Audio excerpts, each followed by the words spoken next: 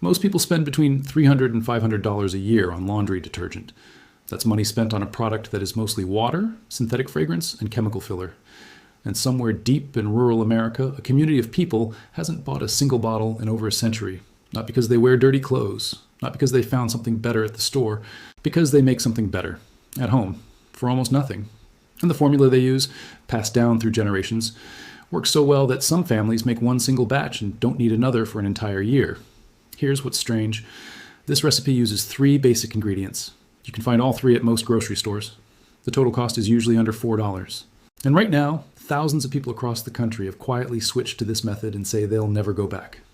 But the part that surprises most people, it actually works better on certain fabrics than the expensive brands. That's what we're breaking down today. Every ingredient, every step. Every reason it works, and why the companies selling you detergent don't want you to know this exists. Let's start with something that happened in the winter of 2019. A woman named Rachel, living in a small farming town in Lancaster County, Pennsylvania, posted a single photo online. A mason jar filled with a pale white powder. The caption was simple. My grandmother's laundry soap. Made this batch on Sunday. Won't need another until next Christmas. She expected maybe a few comments from neighbors. What she got was over 200,000 shares in 72 hours. People were furious, not at Rachel, at themselves, at the fact that they had never heard of this. Comments flooded in from across the country, from people who had been spending $30, $40, $60 a month on laundry products without once questioning why. And tucked inside that comment section was a small detail most people missed. Rachel had included the recipe, 3 ingredients, and reading it, people realized something uncomfortable. They had probably seen all 3 ingredients before. They just didn't know what to do with them.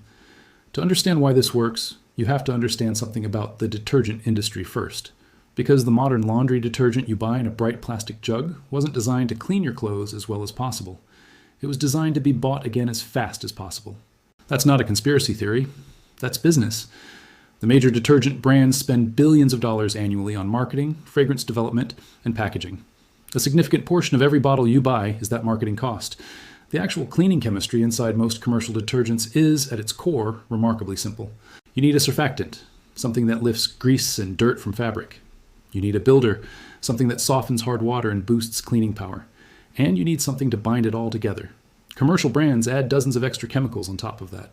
Synthetic fragrances that stick to your clothes, optical brighteners that make whites appear whiter without actually cleaning them, stabilizers, preservatives, anti-caking agents, color dyes.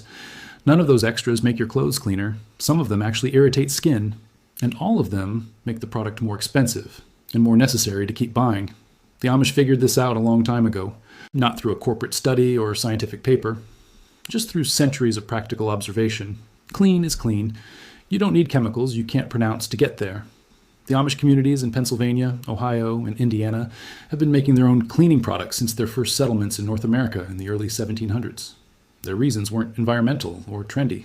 They were practical. They lived far from stores. They had large families and enormous amounts of laundry, so they made their own. The knowledge passed from grandmother to granddaughter, from mother to daughter-in-law, at Sunday church gatherings and quilting circles.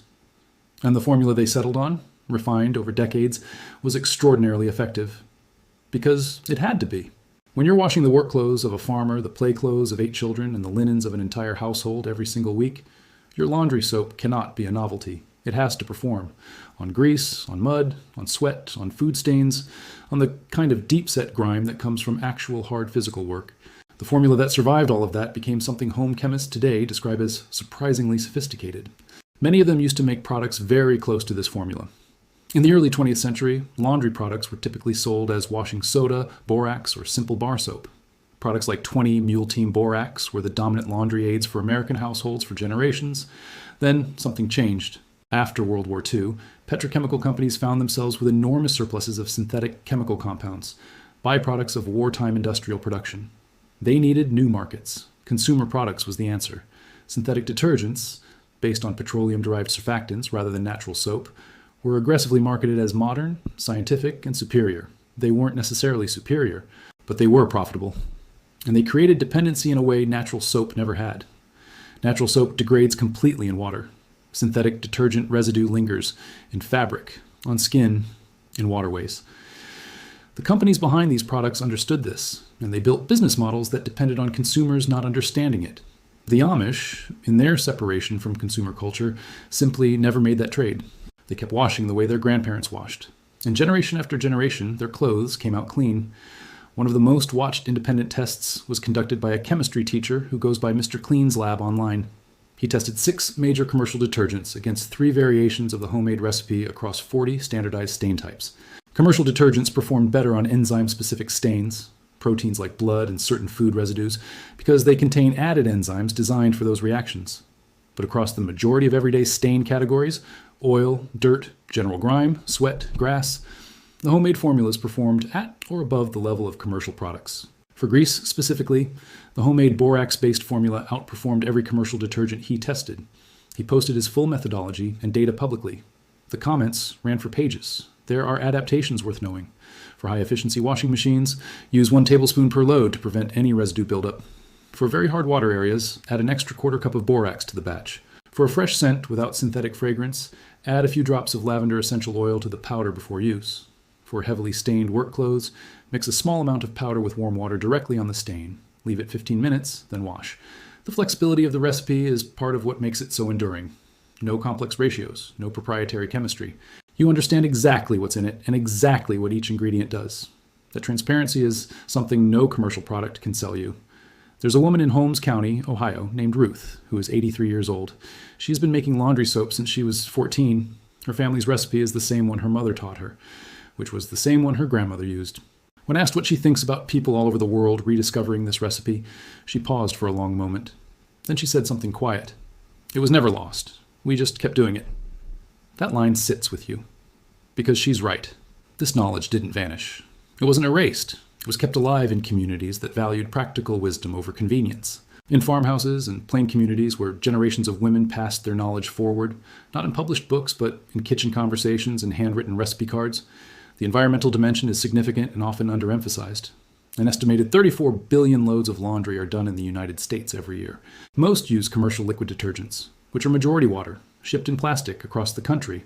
The homemade powder produces no liquid, requires no plastic packaging, and generates no chemical byproducts that persist in water systems. Sodium carbonate, borax, and natural soap are all biodegradable. They break down completely and do not accumulate. That independence, that self-sufficiency, is precisely the quality that has defined Amish domestic life for 3 centuries. Here's the math one final time. Clearly, average American household, roughly 200 loads per year, at 20 cents per load commercial, $40 per year. At 3 cents per load homemade, $6 per year. Over 10 years, the difference exceeds $300. Over the lifetime of a household, 30 or 40 years of laundry, you are looking at a difference of over $1,000 for 3 ingredients, for a recipe older than the country you live in, for knowledge that was sitting in plain sight the entire time. In the comments of Rachel's original post, buried deep, was a message from an elderly woman in rural Tennessee. She said she grew up watching her mother make the same soap every fall in a big pot on the back porch, that she had forgotten about it when she moved to the city in the 1970s, that she had spent over 50 years buying detergent without ever once thinking about that pot. She said something in that comment that a lot of people saved and shared. Somewhere along the way, we traded our knowledge for convenience, and we didn't even notice it happening. That's the real story here, not just a recipe. A recipe is easy to write on a note card, $3 and 20 minutes of your time. But what sits beneath it is something older, a reminder that the people who built this country with their hands, who washed its laundry in cast iron tubs without electricity or plumbing, those people weren't backward. They knew things, practical, tested by time things. That knowledge was never inferior to what came after it. It was just inconvenient for people who wanted to sell you something. The next time you walk down the laundry aisle, look at those bottles differently. The colors, the names, the claims. Fresh Mountain Spring, Clinical Clean. The gentle touch of whatever brand ambassador they're paying to smile at you from the packaging. And then remember 3 words: washing soda, borax, bar soap. Remember that somewhere in Ohio, a woman named Ruth is grating soap into a wooden bowl the way her grandmother taught her. Remember that the information has been sitting there your entire adult life, waiting for you to ask the right question. And maybe, this time, ask it. Many of them used to make products very close to this formula.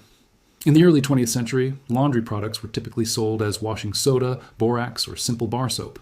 Products like 20 Mule Team Borax were the dominant laundry aids for American households for generations. Then something changed.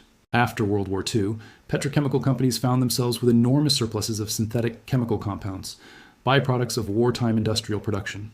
They needed new markets, Consumer products was the answer.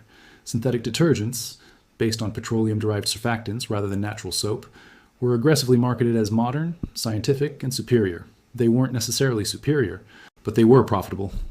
And they created dependency in a way natural soap never had. Natural soap degrades completely in water. Synthetic detergent residue lingers in fabric, on skin, in waterways.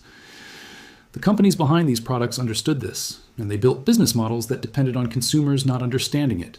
The Amish, in their separation from consumer culture, simply never made that trade. They kept washing the way their grandparents washed. And generation after generation, their clothes came out clean. One of the most watched independent tests was conducted by a chemistry teacher who goes by Mr. Clean's lab online. He tested 6 major commercial detergents against 3 variations of the homemade recipe across 40 standardized stain types. Commercial detergents performed better on enzyme-specific stains, proteins like blood and certain food residues, because they contain added enzymes designed for those reactions. But across the majority of everyday stain categories, oil, dirt, general grime, sweat, grass, the homemade formulas performed at or above the level of commercial products. For grease specifically, the homemade borax-based formula outperformed every commercial detergent he tested. He posted his full methodology and data publicly. The comments ran for pages. There are adaptations worth knowing. For high-efficiency washing machines, use 1 tablespoon per load to prevent any residue buildup. For very hard water areas, add an extra 1/4 cup of borax to the batch. For a fresh scent without synthetic fragrance, add a few drops of lavender essential oil to the powder before use. For heavily stained work clothes, mix a small amount of powder with warm water directly on the stain. Leave it 15 minutes, then wash. The flexibility of the recipe is part of what makes it so enduring. No complex ratios, no proprietary chemistry. You understand exactly what's in it and exactly what each ingredient does. That transparency is something no commercial product can sell you. There's a woman in Holmes County, Ohio, named Ruth, who is 83 years old. She's been making laundry soap since she was 14. Her family's recipe is the same one her mother taught her, which was the same one her grandmother used. When asked what she thinks about people all over the world rediscovering this recipe, she paused for a long moment. Then she said something quiet. It was never lost. We just kept doing it. That line sits with you. Because she's right. This knowledge didn't vanish. It wasn't erased. It was kept alive in communities that valued practical wisdom over convenience. In farmhouses and plain communities where generations of women passed their knowledge forward, not in published books, but in kitchen conversations and handwritten recipe cards, the environmental dimension is significant and often underemphasized. An estimated 34 billion loads of laundry are done in the United States every year. Most use commercial liquid detergents, which are majority water, shipped in plastic across the country. The homemade powder produces no liquid, requires no plastic packaging, and generates no chemical byproducts that persist in water systems. Sodium carbonate, borax, and natural soap are all biodegradable. They break down completely and do not accumulate. That independence, that self-sufficiency, is precisely the quality that has defined Amish domestic life for 3 centuries. Here's the math one final time. Clearly, average American household, roughly 200 loads per year, at 20 cents per load commercial, $40 per year. At 3 cents per load homemade, $6 per year. Over 10 years, the difference exceeds $300. Over the lifetime of a household, 30 or 40 years of laundry, you are looking at a difference of over $1,000 for 3 ingredients, for a recipe older than the country you live in, for knowledge that was sitting in plain sight the entire time. In the comments of Rachel's original post, buried deep, was a message from an elderly woman in rural Tennessee.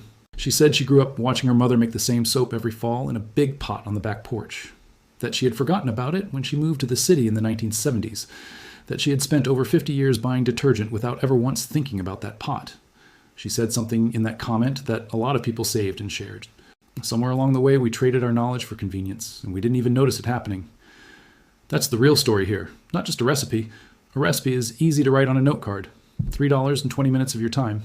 But what sits beneath it is something older, a reminder that the people who built this country with their hands, who washed its laundry in cast iron tubs without electricity or plumbing, those people weren't backward. They knew things, practical, tested by time things. That knowledge was never inferior to what came after it. It was just inconvenient for people who wanted to sell you something. The next time you walk down the laundry aisle, look at those bottles differently. The colors, the names, the claims. Fresh Mountain Spring, clinical clean. The gentle touch of whatever brand ambassador they're paying to smile at you from the packaging. And then remember 3 words, washing soda, borax, bar soap. Remember that somewhere in Ohio, a woman named Ruth is grating soap into a wooden bowl the way her grandmother taught her. Remember that the information has been sitting there your entire adult life, waiting for you to ask the right question. And maybe, this time, ask it.